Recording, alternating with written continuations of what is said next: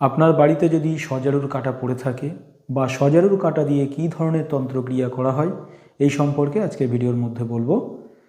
অনেক সময় আপনারা দেখবেন যে সমস্ত তন্ত্রের জিনিস পাওয়া যায় যে দোকানগুলিতে, সেখানে সজারুর কাঁটা বিক্রি হচ্ছে।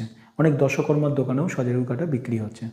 এই সজারুর কাঁটা কি ভালো কাজে লাগানো যায়, বা এই সজারু কাঁটা দিয়ে তান্ত্রিকরা কি কাজ করে?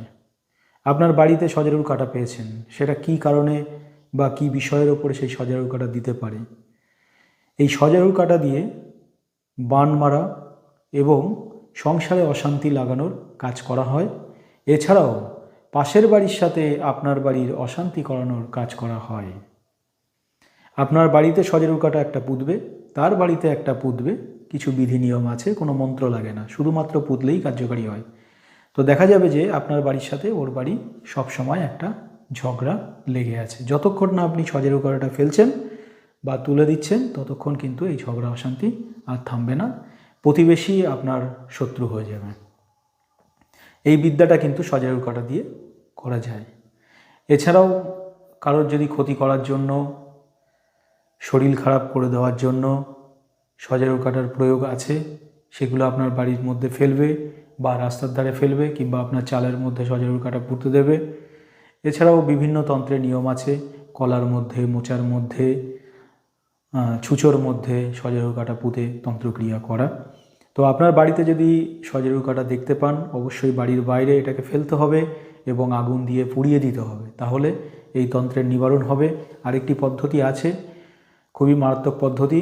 যদি ধাড়ি ছাগল পান, ধাড়ি ছাগলের নাকে কানে শুকিয়ে, এটা নিয়ম পুরোপুরি একটা ভিডিওতে আমার দেওয়া আছে, করে দিলে কিন্তু সেই বিদ্যা বা যে টোটকাটি তিনি জানেন, যে আদেশে বা যে শক্তির মাধ্যমে সেই টোটকাটি কাজ করছে, সেই শক্তিটা চিরতরে নষ্ট হয়ে যায়। তো সজারুর কাঁটা দিয়ে ক্ষতি করা যায়, সংসারে অশান্তি বাঁধানো যায়, প্রতিবেশীর সাথে অশান্তি বাঁধানো যায়।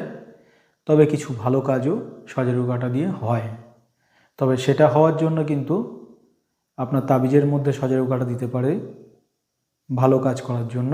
সজারু কাঁটা দিয়ে মাটিতে পুতুল তৈরি করে কাটানো বা জলের মধ্যে দিয়ে কাটানো, এগুলো কিছু নেগেটিভ এনার্জি বা ক্ষতি কাটানোর জন্য সজারু কাঁটা ব্যবহার হয়। তো তন্ত্রে সজারু কাঁটা নিয়ে বিভিন্ন ধরনের ক্রিয়া হয়ে থাকে, এর জন্য তন্ত্রের দোকানে সজারু কাঁটা কিনতে পাওয়া যায়। এছাড়াও বিভিন্ন দশকর্মার দোকানে সজারু কাঁটা কিনতে পাওয়া যায়। সজারু কাঁটা দিয়ে ভালো কাজ হয়, তবে সবাই এটা বেশি জানে না, খারাপ কাজটাই লোকে বেশি করে সজারু কাঁটা দিয়ে। তাহলে সজারু কাঁটা দিয়ে বান মারা, বিচ্ছেদ ঘটানো, অশান্তি ঘটানো, পাশের বাড়ির সাথে অশান্তি ঘটানো, এগুলো কিন্তু করে থাকে। তাই সজারুর কাঁটা পেলেই সঙ্গে সঙ্গে বাড়ির বাইরে ওটাকে সরাতে হবে, না হলে যে সমস্যাটা আপনার ঘটছে এটা কিন্তু ঘটতেই থাকবে। তবে এর কাটার জন্য, নিবারণ করার জন্য মন্ত্রক্রিয়া আছে। মন্ত্রতে কি হয়, যে সজারুর কাঁটা দিয়ে যে টোটকাটি ব্যবহার করেছেন, এই টোটকা কাটার মন্ত্র আছে, সেটি প্রয়োগ করলে এর বাক্য বা মন্ত্রের শক্তি কেটে যায়, তখন আর সজারু কাঁটা নিষ্ক্রিয় হয়ে যায়, তখন আর কাজ করে না। তবে এই বিদ্যাটা সবাই জানে না। যদি আপনার চোখে পড়ে, আপনি আগুন দিয়ে বাড়ির বাইরে সেটাকে জ্বালিয়ে ছাই করে বাড়ির বাইরে করতে হবে, তাহলে কিন্তু এটার ক্রিয়া নষ্ট হয়ে যাবে। আর যদি চিরতরে তার বিদ্যা নষ্ট করতে চান, তাহলে ধাড়ি ছাগল, মানে যে ছাগলের দাড়ি আছে, সেই ছাগলের নাকে কানে শুকাতে হবে। অনেকে বলে যে প্রস্রাব করলে বিদ্যা নষ্ট হয়ে যায়, তবে ক্ষতি করা যে কাজগুলি অনেক সময় নোংরা জিনিস দিয়েও কিন্তু ক্ষতি করে।